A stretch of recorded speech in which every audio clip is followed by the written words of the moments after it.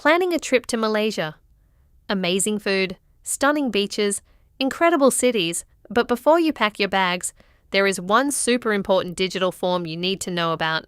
It is called the Malaysia Digital Arrival Card, or MDAC. Think of it as your digital pass to enter the country. It is not a visa, but it is mandatory for almost all foreign travellers. Here is the golden rule. You can only submit it within 3 days, 72 hours before your arrival. If your flight lands on the 10th, you can apply on the 7th, 8th or 9th. Do it too early, and the system will not accept it. Applying is easy and completely free. Just head to the official Malaysian immigration website. You will need your passport, your arrival date, and your accommodation details.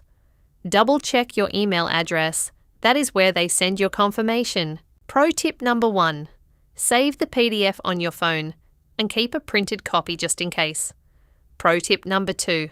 Make sure your passport is valid for at least 6 months.